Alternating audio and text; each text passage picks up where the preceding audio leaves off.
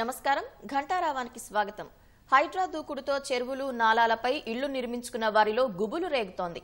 కూల్చివేతలతో హడలెత్తిపోతున్న ఆక్రమణదారులు ఎప్పుడు నోటీసులు ఇస్తారోనంటూ భయాందోళన చెందుతున్నారు. హైటెక్ సిటీలోని రాయదుర్గ్, మాదాపూర్ గ్రామాల పరిధిలో ఉన్న దుర్గం చెరువు ప్రాంతంలోని nectars colony, doctors colony, Kavuri hills, Amar society కాలనీలో ప్రస్తుతం ఆ పరిస్థితి కనిపిస్తోంది. చెరువు చుట్టూ వేలాది విలాసవంతమైన భవనాలు ఉండగా ఇటీవల జీహెచ్ఎంసీ అధికారులు 204 ఇళ్లకు నోటీసులు ఇచ్చి మార్క్ చేశారు. దీంతో వారు అధికారులు ఎప్పుడు ఇళ్ల మీదకు వస్తారోనని బిక్కుబిక్కుమంటున్నారు. నోటీసులు అందుకున్న నిర్మాణాల్లో ముఖ్యమంత్రి సోదరుడు తిరుపతి రెడ్డి, పలువురు ఐఏఎస్, ఐఆర్ఎస్ అధికారులు, సినీ రాజకీయ ప్రముఖులు నివసించే భవనాలు ఉన్నాయి. నాన్ డెవలప్మెంట్ జోన్ గా ఉన్న దుర్గం చెరువు సుమారు 100 ఎకరాల నుంచి 84 ఎకరాలకు తగ్గినట్లు అధికారులు గుర్తించారు.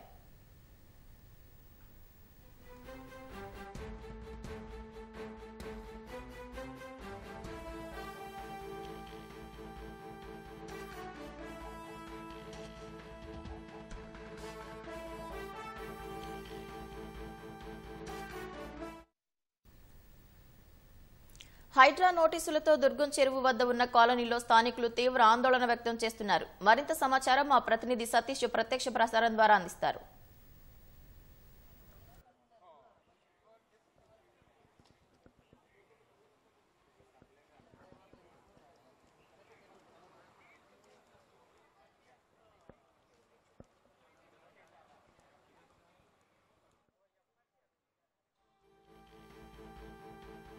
వినబడుతుంది రెడీ.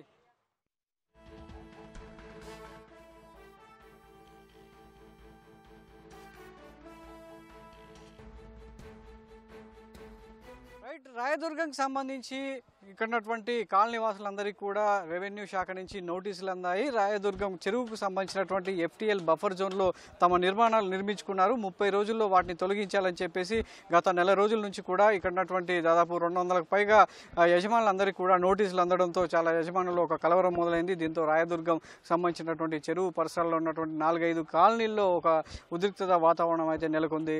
సో గత కొద్ది రోజుల నుంచి దాదాపు 2 నెలల నుంచి చెరువుల పరిరక్షణ కోసం రాష్ట్ర ప్రభుత్వం తీసుకున్నటువంటి ఒక నిర్ణయం హైడ్రా వ్యవస్థను ఏర్పాటు చేయడం. అందులో భాగంగా ఇటు రెవెన్యూ శాఖ, నీటిపారుదల శాఖ అధికారులకు సంబంధించి హుటాహుటిన ఆ FTL బఫర్ జోన్లో ఉన్నటువంటి నిర్మాణాలన్నింటినీ కూడా నోటీసులు జారీ చేస్తుంది. ఈ క్రమంలోనే గత 2 నెలల నుంచి కూడా ఈ రాయదుర్గం చెరువు కింద ఉన్నటువంటి దాదాపు 4-5 కాలనీ వాసులందరికీ కూడా నోటీసులు జారీ చేయడం జరుగుతుంది. అందులో భాగంగా ఇప్పటికే ఆయా నిర్మాణాలకు సంబంధించి గత 5-6 నెలల నుంచి కూడా నివాసాల వద్ద FTL పరిధిలో ఉన్న నివాసాలందరికీ F అనే అక్షరం రాసి వెళ్ళడం జరిగింది. అందులో ఆ తర్వాత వారందరికీ కూడా నోటీసులు ఇవ్వడంతో వాటా చట్టం కింద నోటీసులు ఇచ్చి FTL పరిధిలో మీ నిర్మాణాలు ఉన్నాయి, 30 రోజుల్లో తొలగించుకోవాలని చెప్పి కూడా ఆ నోటీసులో పేర్కొనడం జరిగింది. దానికి చాలామంది ఇక్కడ ఉన్నటువంటి యజమానులంతా కూడా గతంలో కోర్టుకెళ్ళి ఇది తమ వాటా చట్టానికి ముందే తాము నిర్మించుకున్నామని చెప్పి కూడా వాళ్ళు కోర్టులో వాదన వినిపించడం, కోర్టు కూడా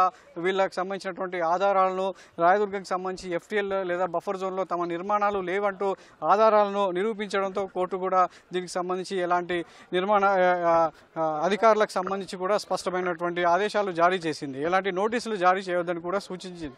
కానీ ఈ క్రమంలోనే మరోసారి రాయదుర్గంకి సంబంధించినటువంటి 4-5 కాలనీలకు సంబంధించి నోటీసులు జారీ చేయడంతో ఒక్కసారిగా ఈ కాలనీ వాసులు కావచ్చు, గత 30-40 ఏళ్ళ నుంచి నివాసం ఉంటున్నటువంటి యజమానుల్లో ఒక ఆందోళన అయితే మొదలైందని చెప్పొచ్చు. దీనికి సంబంధించి nectars colony, doctors colony, Kavuri hills, Amar సొసైటీలో దాదాపుగా 200 నుంచి 300 నిర్మాణాలు ఉన్నాయి. అందులో బహుళ అంతస్తుల భవనాలు కావచ్చు, చాలామంది సినీ రాజకీయ ప్రముఖులు కూడా ఇందులో నివాసాలు ఉండడం జరుగుతుంది. వారందరికీ కూడా నోటీసులు జారీ చేయడంతో ఒక్కసారిగా కలవరం మొదలైంది. మొత్తం సుమారు ఒక 160 ఎకరాల FTL పరిధి ఉన్నటువంటి ఈ చెరువుకు సంబంధించి కాలక్రమేణా 84 ఎకరాలకు సంబంధించి మొత్తం కుంచుకుపోయినట్లుగా అధికారులు గుర్తించారు. ఆ మేరకు వారందరికీ కూడా నోటీసులు జారీ చేయడం జరిగింది.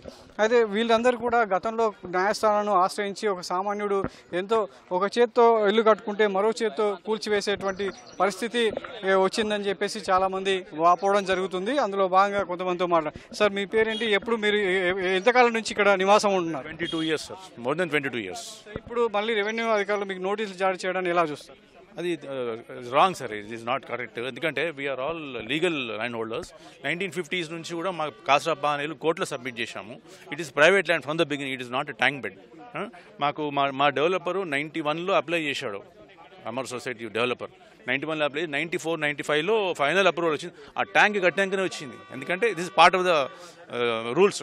ఆ ట్యాంకు, ఆ బండి కూడా అక్కడ ఫెన్సింగ్ ఏమన్నారు, ఎందుకంటే వాటర్ ఉంది అక్కడ, ఫెన్సింగ్ ఏమన్నారు అన్నీ చూసినాకనే after government, after HMDA satisfied only they give final approval in 1995.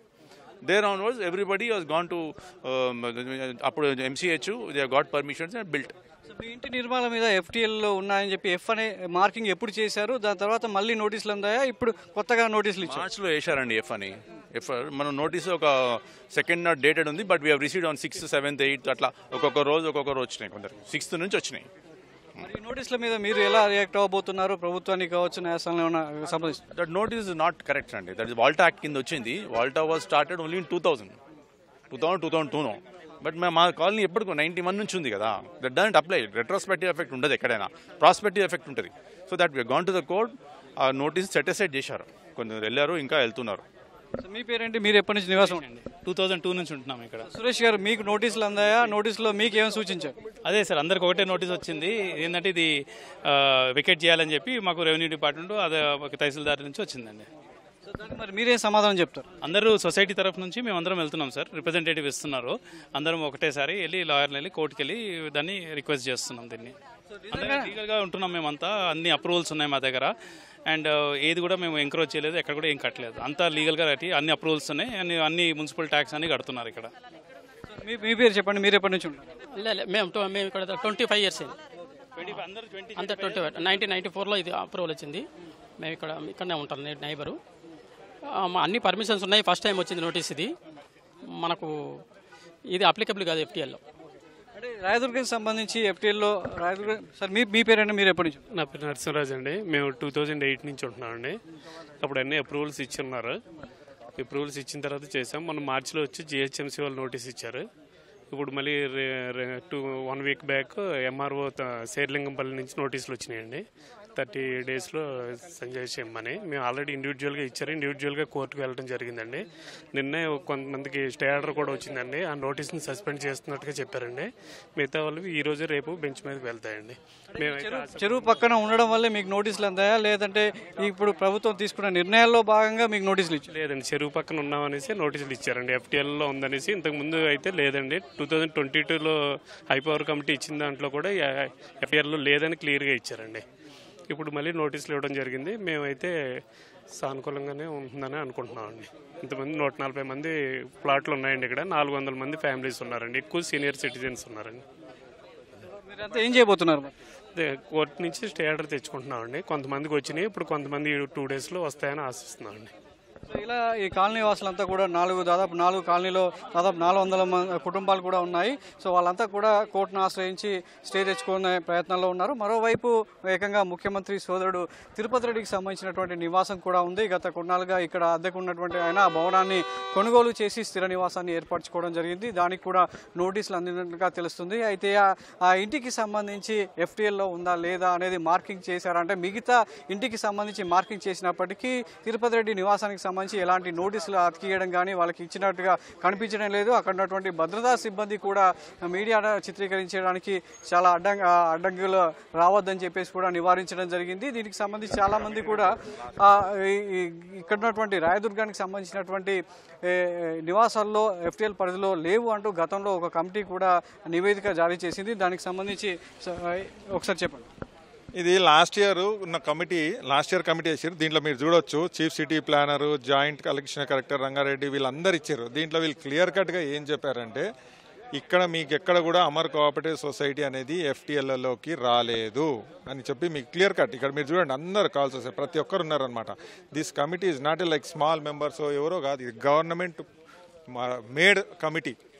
Society FTLలో లేదని చెప్పి నివేదిక ఇచ్చినా కూడా ఇప్పుడు నోటీసులు అందడంలో ఉద్దేశం. ఇప్పుడు మేము ఒకటే చెప్తున్నాం, 2000లో భారీ వర్షం పడ్డది ఆగస్టులో. వానని చూసిర్రు, అన్ని నిండినాయి. నిండినప్పుడు వాళ్ళు వచ్చి రాత్రి వాళ్ళు వచ్చి బౌండరీస్ వేసుకొని వెళ్ళిపోయారు. దాన్ని FTL అన్నారు. మేము దాని గురించి ఇప్పటిదాకా చాలాసార్లు వాళ్ళకి రిప్రజెంటేషన్ ఇచ్చినాము. వాళ్ళు ఎవరు పట్టించుకునే నాదురు లేడు, ఏమీ లేదు. ఆ టైంలో మీరు చూడండి, హైదరాబాద్ ఆల్మోస్ట్ సగం హైదరాబాద్ మునిగిపోయింది. అట్లా అంటే సగం హైదరాబాద్ FTL కిందకే వస్తుందా? నేను అడిగేది ఒకటే. సో అది మేము అనేది ఏంటంటే, మీరు రాండి, కరెక్ట్ చెక్ చేసుకోండి, వెళ్ళండి. రెండోది, మాది హై ఉంది, మా దాంట్లో నీళ్ళు రావు. దుర్గం చెరువు నీళ్ళంతా మీకు అక్కడి నుంచి ఫ్లో కావాలి. రెండోది, బండ్ ఉంది, సైకిల్ ట్రాక్ ఉంది, ఇవన్నీ ఉన్నది. ఇంకోటి, మా లేఅవుట్ ఎప్పుడు కూడా ఎన్క్రోచ్ కాలేదు. ఎందుకంటే already boundaries are made, well made boundaries are there. So మేము ఎప్పుడూ చెరువులోకి వెళ్ళలే. మేము అనేది ఒకటే, FTL డిమార్కేషన్ అనేది కరెక్ట్ కాలేదు. అది మేము ఇప్పుడు కాదు, అది దాని గురించి మేము ఆల్మోస్ట్ 20 years నుంచి అదే ఫైట్ నడుస్తుంది 2000లో. ఎందుకంటే దిస్ ఈజ్ 1995 లేఅవుట్. 30 రోజుల సమయం ఇచ్చారు కాబట్టి ఇప్పుడున్న నోటీసులో మరి మీ నిర్ణయం ఎలా ఉండబోతుంది? మేమైతే వాళ్ళకి ఆన్సర్ ఇచ్చినాము, మా దిక్కు నుంచి అయితే ఇచ్చినాము. అప్పటికి ఇంకా వాళ్ళు ఏం చేస్తారు అనేది ఇంకా మనం చేయలేము. ఇంకా మన నెక్స్ట్ స్టెప్ ఇస్ కోర్టే. ఇంకా దానికంటే మేము ఎక్కువ ఏం చేయగలుగుతాం చెప్పండి.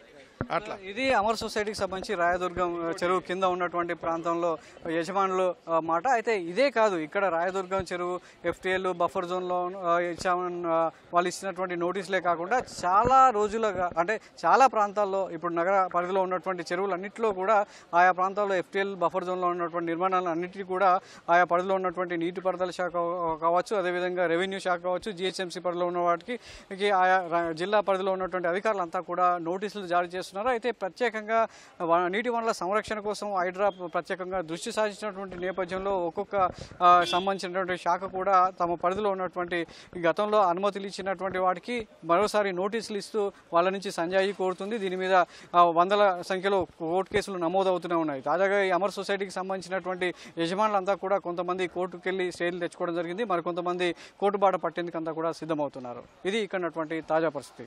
Vote studio.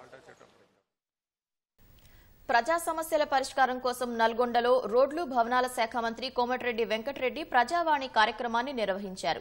ప్రజావాణి కార్యక్రమంలో ప్రజల నుంచి స్వయంగా మంత్రి అర్జీలను స్వీకరించారు. మంత్రికి సమస్యలు విన్నవించుకోవడానికి పెద్ద సంఖ్యలో బాధితులు తరలివచ్చారు.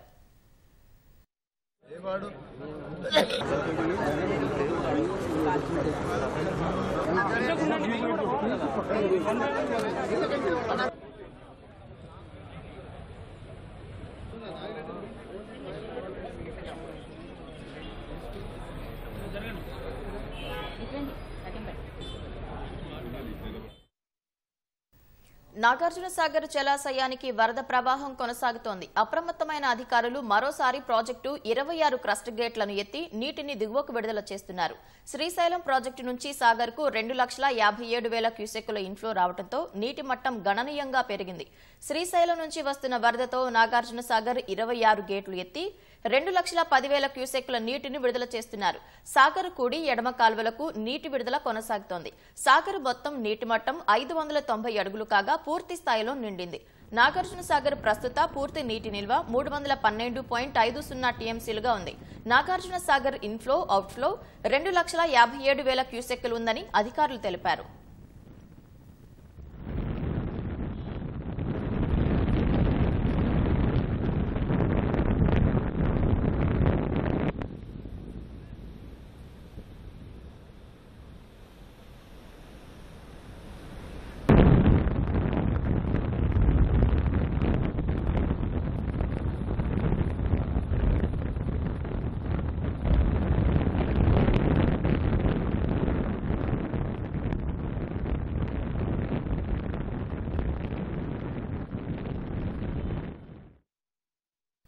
సికింద్రాబాద్ రైల్వే స్టేషన్లో ఎక్సైజ్ ఎన్ఫోర్స్మెంట్ అధికారులు ఆకస్మిక తనిఖీలు నిర్వహించారు. గోదావరి, కోణార్క్ రైళ్లలో తనిఖీ చేసిన అధికారులు ఓ వ్యక్తి వద్ద నుంచి 14 కిలోల గంజాయి స్వాధీనం చేసుకున్నారు. ఎన్ఫోర్స్మెంట్ అధికారులను చూసిన నిందితుడు గంజాయి సంచి వదిలేసి పరారయ్యాడు.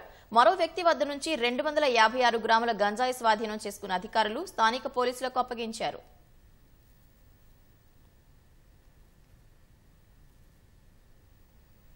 హైదరాబాద్లోని గచ్చిబౌలి పోలీస్ స్టేషన్ పరిధిలో దారుణం చోటు చేసుకుంది. గోపనపల్లి తండాలో ప్రేమోన్మాది దాడిలో ఓ యువతి మృతి చెందగా మరో 3కి గాయాలయ్యాయి. నల్లగంటలో బ్యూటీషియన్గా చేస్తున్న బంగాల్ యువతిని కర్ణాటక బీదర్వాసి రాకేష్ తరచూ ప్రేమ పేరుతో వేధించేవాడు. మాదాపూర్లోని హాస్టల్లో ఉంటున్న నిందితుడితో గతంలో పనిచేసిన చోట యువతికి పరిచయం ఏర్పడింది. రాకేష్ ప్రేమ పేరుతో వేధించడంతో ఏడాదిగా యువకుడికి యువతి దూరంగా ఉంటుంది. దీంతో నిన్న రాత్రి గోపనపల్లి తండాలోని యువతి ఇంటికి వెళ్లిన రాకేష్ పెళ్లి చేసుకోవాలంటూ యువతిని బలవంతం చేశాడు. నిరాకరించడంతో యువతిపై కత్తితో దాడి చేసిన రాకేష్ అడ్డుకునేందుకు యత్నించిన ముగ్గురు స్నేహితులపై కూడా దాడి చేశాడు. యువతి అక్కడికక్కడే మృతి చెందగా గాయపడిన ముగ్గురు స్నేహితులను సమీప ఆసుపత్రికి తరలించారు. అనంతరం కనకమామిడి వద్ద విద్యుత్ స్తంభం ఎక్కి రాకేష్ ఆత్మహత్యాయత్నం చేశాడు. విద్యుద్ఘాతంతో గాయపడిన యువకుడిని కనకమామిడి ఆసుపత్రికి తరలించారు. ఘటనపై కేసు నమోదు చేసుకున్న గచ్చిబౌలి పోలీసులు దర్యాప్తు చేస్తున్నారు.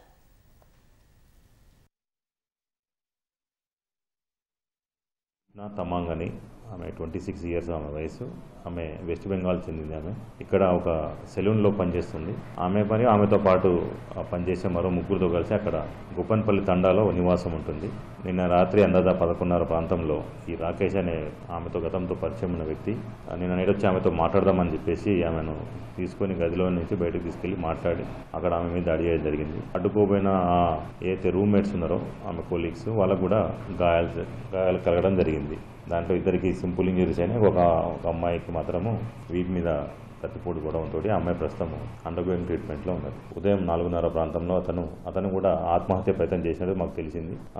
ఎలక్ట్రిసిటీ వైర్లు పట్టుకొని కాలిన గాయాలతోటి అక్కడ పడి ఉండగా మేము గుర్తించడం జరిగింది. అతన్ని వెంటనే చికిత్స కొరకు government general medical hospital Osmania general medical hospital shift చేయడం జరిగింది.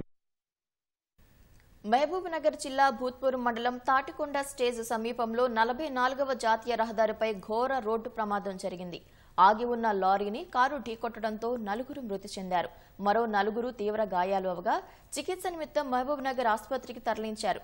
కర్నూలు నుంచి హైదరాబాద్ వైపు వస్తున్న కారు ఆగి ఉన్న లారీని బలంగా ఢీకొట్టింది. ప్రమాద ధాటికి కారు లారీ కిందకు దూసుకుపోవడంతో అందులో ఇరుక్కుపోయిన వారిని క్రేన్ సహాయంతో పోలీసులు బయటకు తీశారు.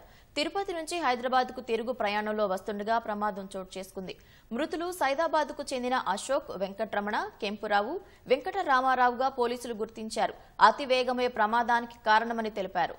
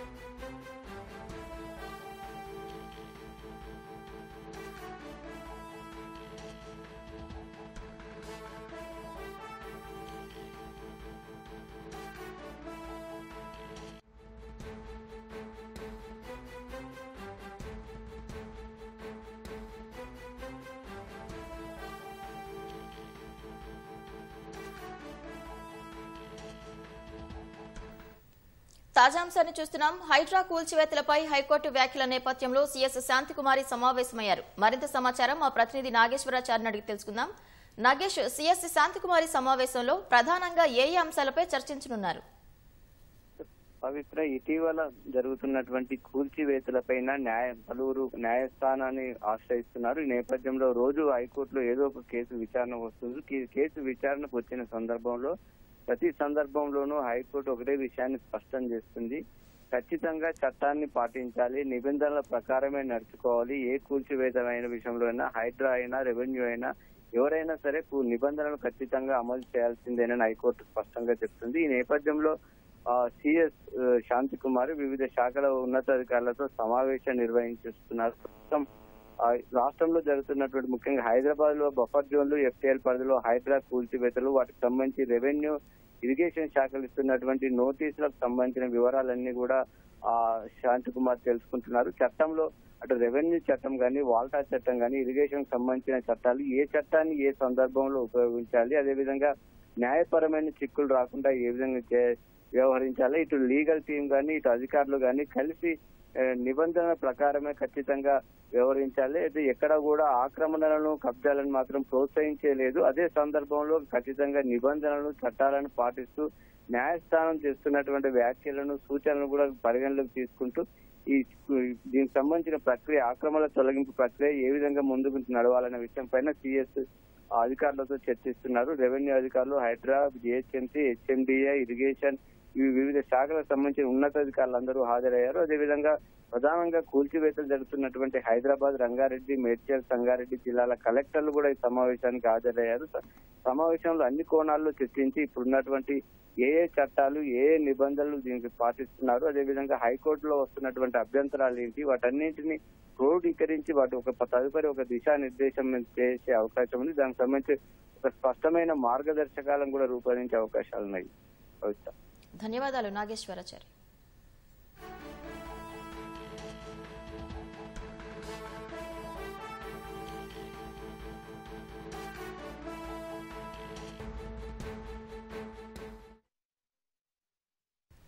రాజన్న సిరిసిల్ల జిల్లాలో నాటు తుపాకులు తయారు చేస్తున్న 4 వ్యక్తులను పోలీసులు అరెస్టు చేశారు.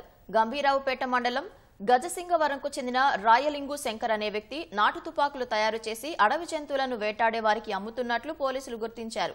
ఎస్ఐ తన సిబ్బందితో కలిసి గజసింగవరంలోని రాయలింగు శంకర్ ఇంటికి వెళ్లారు. అక్కడ అతను వివిధ పనిముట్లను ఉపయోగించి నాటు తుపాకులు తయారు చేస్తుండగా పట్టుకుని అతని వద్ద ఉన్న 2 తుపాకీ బ్యారెల్, వాటి తయారీకి వాడే పనిముట్లను స్వాధీనం చేసుకున్నారు. అనంతరం రాయలింగు శంకర్ వద్ద నాటు తుపాకులు కొనుగోలు చేసి జంతువుల వేటకు ఉపయోగిస్తున్న రాయలింగు చంద్రమౌళి, శాతవేణి హరీష్, లోగిడి గంగయ్యలను అదుపులోకి తీసుకున్నారు. 4 కేసు నమోదు చేసి రిమాండ్కు తరలించినట్లు జిల్లా ఎస్పీ అఖిల్ మహాజన్ తెలిపారు.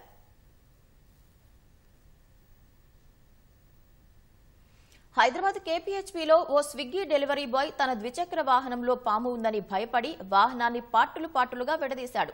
కైతలాపూర్ రోడ్లో ఓ అపార్ట్మెంట్లో డెలివరీ ఇవ్వడానికి వెళ్లిన డెలివరీ బాయ్ గేటు బయట తన ద్విచక్ర వాహనాన్ని నిలిపి వెళ్లాడు. తిరిగి వచ్చేసరికి వాహనంలోకి పాము దూరిందని సెక్యూరిటీ గార్డు తెలిపాడు. దాంతో డెలివరీ బాయ్తో పాటు అక్కడ ఉన్న స్థానికులంతా వాహనంలోని భాగాలు విడదీసి ప్రతి అణువు వెతికారు. దాదాపు 3 గంటలు శ్రమించినా పాము కనిపించలేదు. వాటర్ ఫ్రేజర్ కొట్టడం ద్వారా పాము బయటకు వస్తుందని స్థానికులు సూచించడంతో చేసేది ఏమీ లేక వాహన భాగాలన్నింటినీ ఆటోలో వేసుకుని డెలివరీ బాయ్ వెళ్లిపోయాడు.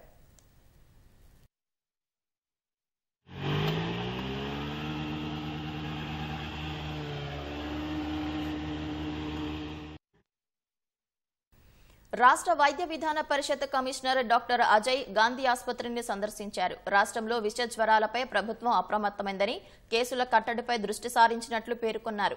ప్రభుత్వ ఆసుపత్రుల్లో అందుతున్న వైద్య సేవలపై కమిషనర్ ఆరా తీశారు. రోగులతో మాట్లాడి వైద్య సేవలు అందుతున్న తీరుపై వివరాలు సేకరించారు. అన్ని రకాల మెడిసిన్ అందుబాటులో ఉంచుకోవాలని అధికారులకు సూచించారు.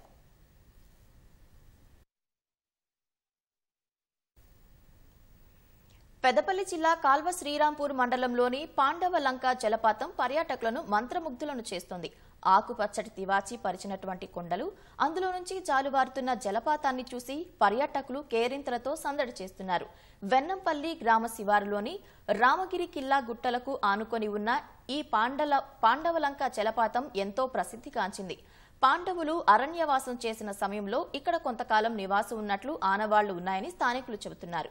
ఈ జలపాతంలో పాండవులు సైతం జలకాలు ఆడినట్లు పేర్కొంటున్నారు.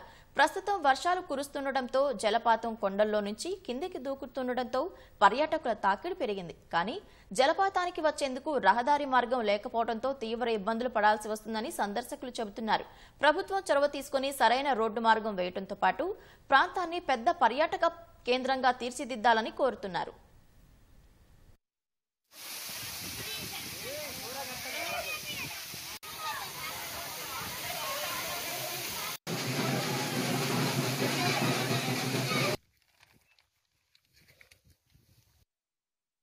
ఇది ఒక బ్యూటిఫుల్ ప్రదేశం, ఒక ప్రకృతి నిలయం అండి. ఇది మంచి అభివృద్ధి చెందుతున్న పర్యాటక కేంద్రం. కాకపోతే ఇక్కడ ఏంటంటే ఒక రోడ్డు సౌకర్యం బాగా లేదు కాబట్టి కొంచెం పర్యాటకులు రావడానికి ఇబ్బందిగా పడుతున్నారు. దయచేసి గవర్నమెంట్ దీనిలో జోక్యం చేసుకొని ఒక రోడ్డు సౌకర్యం చేస్తే ఇది భవిష్యత్తులో ఒక మంచి పర్యాటక క్షేత్రంగా తీర్చిదిద్దొచ్చండి. ఫస్ట్ టైం వచ్చిన ఇక్కడికి, కానీ రావడానికి మస్తు ఇబ్బంది అయింది. రోడ్డు సరిగా లేదు.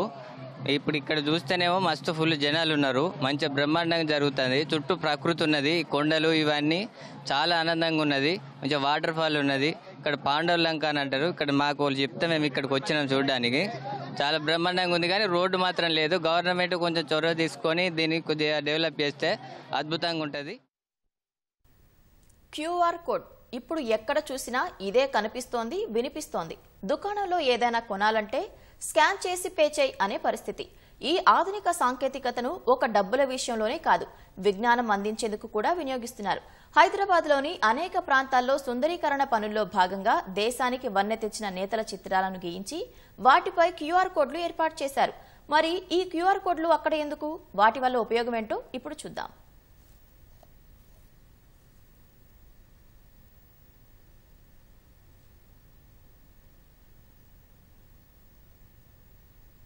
హైదరాబాద్ ఈ పేరు చెప్పగానే ఎన్నో సుందరమైన దృశ్యాలు మన కళ్ళ ముందు కదులుతూ ఉంటాయి.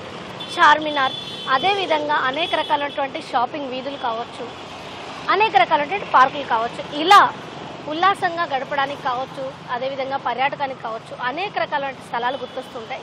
ఇందులో భాగంగా భాగ్యనగరాన్ని మరింత సుందరంగా తీర్చిదిద్దేందుకు జిహెచ్ఎంసీ ఎప్పటికప్పుడు ప్రయత్నాలు చేస్తూనే ఉంది. ఇక ఇప్పుడు ప్రస్తుతం మనం ఖైరతాబాద్ ఫ్లైఓవర్ పైన ఉన్నాం. ఈ సుందరీకరణ పనుల్లో భాగంగా ఇదేదైతే జిహెచ్ఎంసీ ఖైరతాబాద్లో ఉన్నటువంటి ఖైరతాబాద్ ఫ్లైఓవర్ పైన వాల్స్ పైన దేశం గర్వించదగ్గటువంటి నాయకుల చిత్రాలను అందంగా తీర్చిదిద్దినటువంటి దృశ్యాలను మనం చూడొచ్చు. ఇటు ఖైరతాబాద్ మీదుగా ఇటు సెక్రటేరియట్ వైపు వెళ్లే వాళ్ళు కానివ్వండి, అదేవిధంగా సెక్రటేరియట్ వైపు నుంచి ఖైరతాబాద్ వైపు వచ్చే వాళ్ళు కానివ్వండి, ఈ ఫ్లైఓవర్ మీద ప్రయాణించే వాళ్ళు రెండు వైపులా కూడా ఈ వాల్స్ పైన అందంగా తీర్చిదిద్దినటువంటి ఈ నాయకుల దృశ్యాలను చూసి వాళ్ళు ఎంతగానో ఆకర్షితులు అవుతున్నారని చెప్పొచ్చు. అంటే సుందరీకరణ పనులు కేవలం అందం కోసం మాత్రమే కాదు, భవిష్యత్తు తరాలకు విజ్ఞానాన్ని, మన దేశ చరిత్రను సైతం అందించేలా ఉండాలి అనే విధంగా ఈ యొక్క సుందరీకరణ పనుల్లో భాగంగా ఇక్కడ ఉన్నటువంటి వాల్స్ పైన దేశ నేతలు, అదేవిధంగా తెలంగాణ గర్వించదగినటువంటి బిడ్డలకు సంబంధించినటువంటి ఫోటోలను పెయింటింగ్ వేశారు. అయితే ఈ పెయింటింగ్తో పాటు మనం ఇక్కడ ఒక మంచి విషయం ఏంటంటే, ఈ పెయింటింగ్తో పాటుగా ఇటుగా వెళ్ళే వాళ్ళు కేవలం పెయింటింగ్ చూడడం మాత్రమే కాకుండా వాళ్ళు ఈ పెయింటింగ్ వద్ద స్కానర్ని సైతం ప్రత్యేకంగా ఏర్పాటు చేశారు. ఇది మనం ఇప్పుడు చూస్తున్నాం, ఇక్కడ ఉన్నటువంటి ఫోటో పక్కన ఒక స్కానర్ని ఏర్పాటు చేశారు. మన ఫోన్లో ఉన్నటువంటి స్కానర్లో ఈ యొక్క ఏదైతే మనం చూస్తున్నామో ఈ క్యూఆర్ కోడ్ని కనుక స్కాన్ చేసినట్లయితే దానికి సంబంధించినటువంటి లింక్ ఓపెన్ అవుతుంది. ప్రస్తుతం ఇదిగో మనం చూడొచ్చు, లింక్ ఓపెన్ అవుతుంది. ఇది డైరెక్ట్గా బ్రౌజర్లోకి వెళ్ళినట్లయితే కనుక సో మనం చూస్తున్నాం ఇక్కడ కొండా లక్ష్మణ్ బాపూజీకి సంబంధించినటువంటి వివరాలు, ఆయన వికీపీడియా పేజ్ కూడా ఓపెన్ అయింది.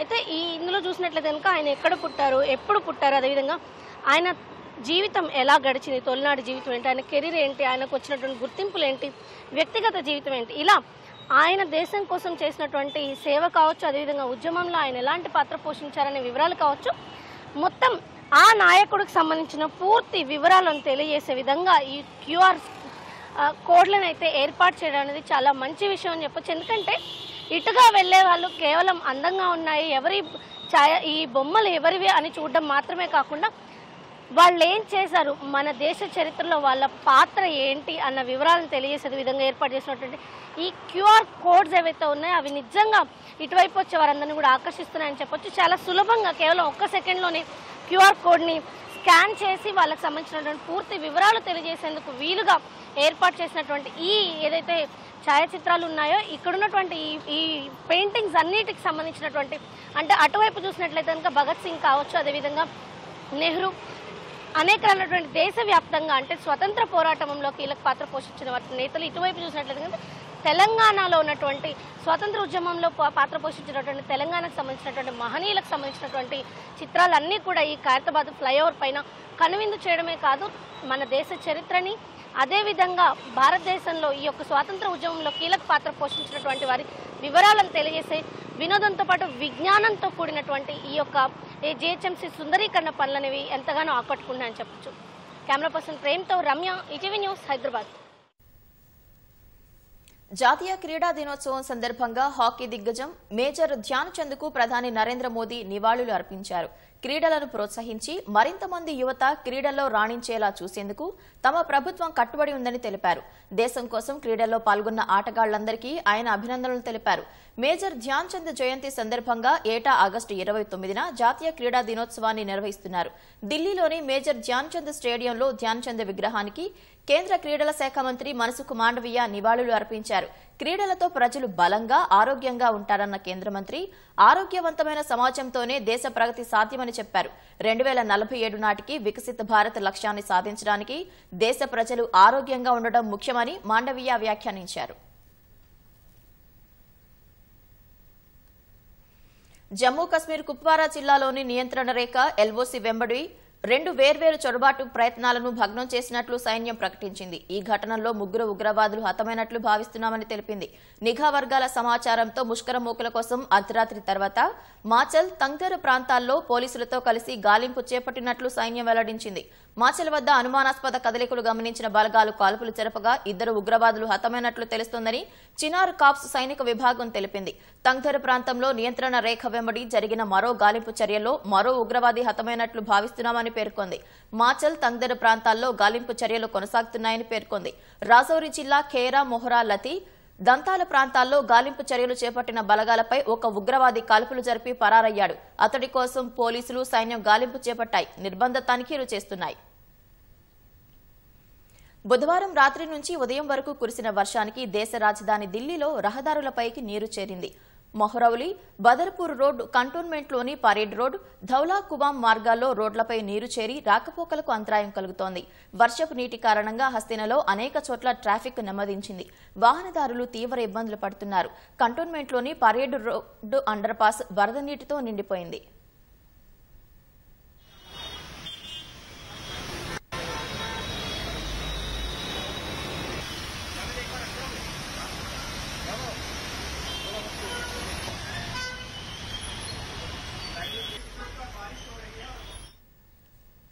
గుజరాత్లో వరద బీభత్సం కొనసాగుతూనే ఉంది. అనేక జిల్లాలో వరద నీటిలో చిక్కుకుపోయిన ప్రజలను ఎస్డీఆర్ఎఫ్, ఎన్డీఆర్ఎఫ్, సైన్యం, వైమానిక దళం కాపాడుతున్నాయి.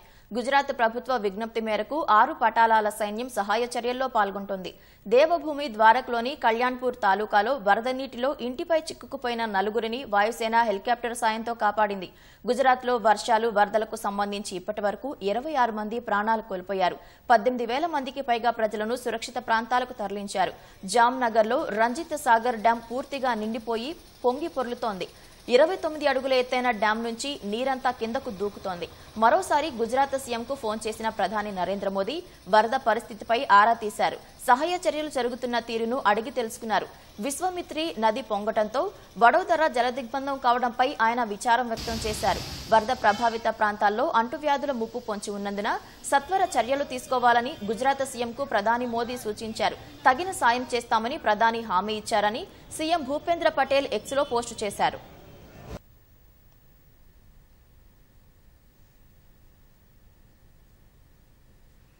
ఉత్తరప్రదేశ్లోని మైన్పురి జిల్లా ఇబ్రహీంపూర్ గ్రామంలో 2 అంతస్తుల భవనం పైకప్పు కూలి 3 మహిళలు మృతి చెందారు. వారంతా ఒకే కుటుంబానికి చెందినవారని స్థానికులు తెలిపారు. వర్షాలకు భవనం పైకప్పు కూలిందని భావిస్తున్నారు. స్థానికులు ఇచ్చిన సమాచారంతో పోలీసులు అక్కడకు చేరుకుని ప్రొక్లైన్ సాయంతో సహాయ చర్యలు చేపట్టారు. 3 చనిపోయారని, ఎవరూ గాయపడలేదని డీఎస్పీ ప్రకాష్ శర్మ తెలిపారు. భవనం 15-16 ఏళ్ల క్రితం నిర్మించారన్న డీఎస్పీ వర్షాల వల్లే పైకప్పు కూలిందని భావిస్తున్నట్లు చెప్పారు. కేసు నమోదు చేసుకుని దర్యాప్తు చేస్తున్నట్లు వివరించారు.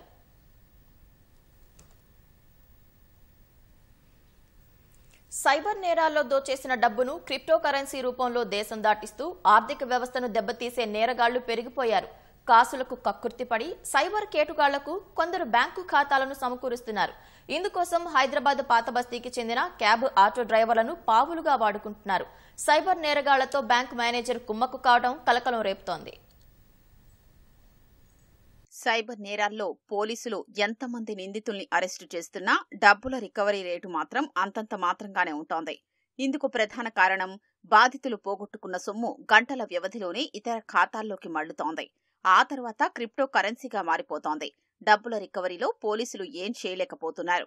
తాజాగా హైదరాబాద్ పాతబస్తీలోని శంషేర్గంజ్ ఎస్బీఐకి చెందిన 6 ఖాతాల నుంచి 175 కోట్ల రూపాయల లావాదేవీలు జరిగినట్లు గుర్తించారు.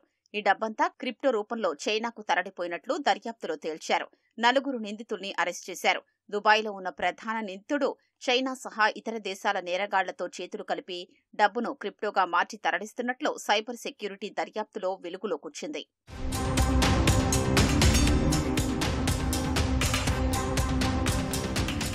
మార్చి, ఏప్రిల్ నెలలో శంషేర్గంజ్లో ఎస్బీఐ 6 ఖాతాల నుంచి జరిగిన లావాదేవీలపై సైబర్ సెక్యూరిటీ బ్యూరో నిఘా పెట్టింది. అనుమానాస్పదంగా కోట్లలో లావాదేవీలు జరగడంతో తొలి ఖాతాదారుడు మహమ్మద్ బిన్ బవజీర్, మరో వ్యక్తి షోయబ్లను అరెస్ట్ చేశారు. దర్యాప్తు క్రమంలో గతంలో అక్కడ పనిచేసిన ఎస్బీఐ మేనేజర్ గాలి మధుబాబు పాత్ర బయటపడింది. దుబాయ్లో ఉన్న ప్రధాన నిందితుడి కోసం సందీప్ ఉపాధ్యాయ అనే జిమ్ ట్రైనర్ స్థానికంగా ఉన్న కొందరికి డబ్బు ఆశ చూపి ఖాతాలు తెరిపించాడు. ఇందుకు మేనేజర్ మధుబాబు సహకారం తీసుకున్నాడు. ఎటువంటి వ్యాపారం లేకపోయినా ఆటో, క్యాబ్ డ్రైవర్లుగా పనిచేస్తున్న 6గురికి కరెంటు ఖాతాలు తెరిపించాడు. ఇందుకు సంబంధించిన పేపర్ వర్క్ అంతా సందీప్ చూసుకున్నాడు. ఖాతాలు తెరిచేందుకు సహకరించిన బ్యాంక్ మేనేజర్ మధుబాబుకు లక్షల్లో డబ్బు ముట్ట చెప్పాడు. ఖాతాదారులకు ఒక్కొక్కరికి 20 నుంచి 30 వేలు చెల్లించాడు.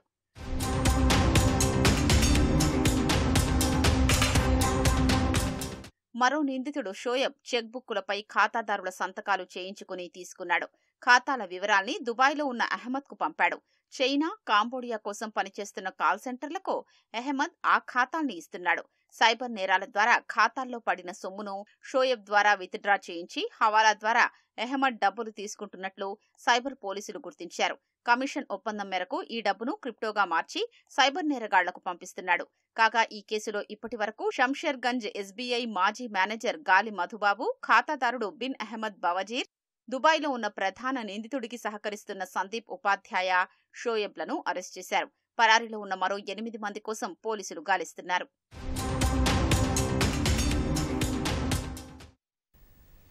మంచిర్యాల జిల్లా చెన్నూరు భీమారం మండలంలోని ఆర్ఎంపీ క్లినిక్లపై రాష్ట్ర వైద్య మండలి అధికారులు ఆకస్మిక దాడులు నిర్వహించారు.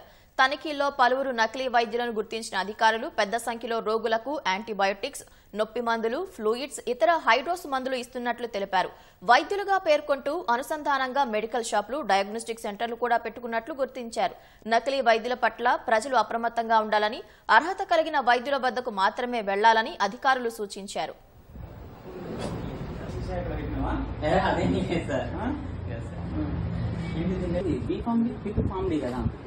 లైసెన్స్ నా దాని మీద ఉంది సార్. ఉంది.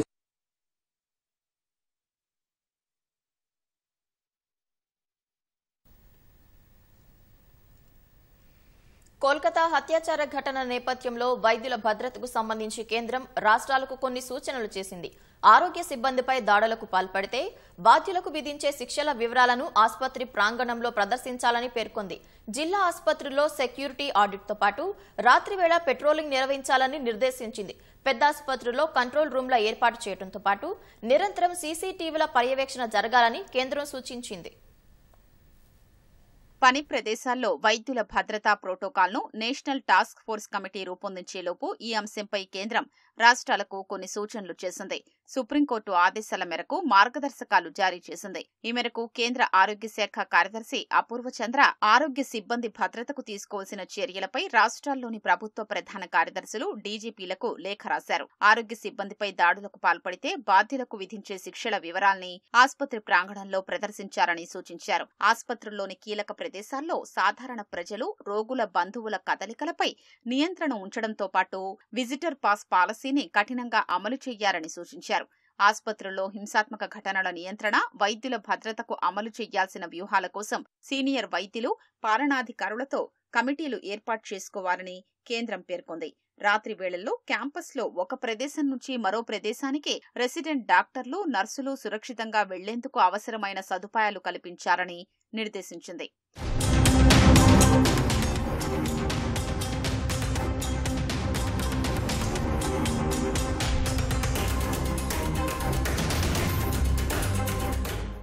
లైంగిక వేధింపులపై విచారణకు అంతర్గత కమిటీని ఏర్పాటు చేయాలని కేంద్రం రాష్ట్రాలకు సూచించింది.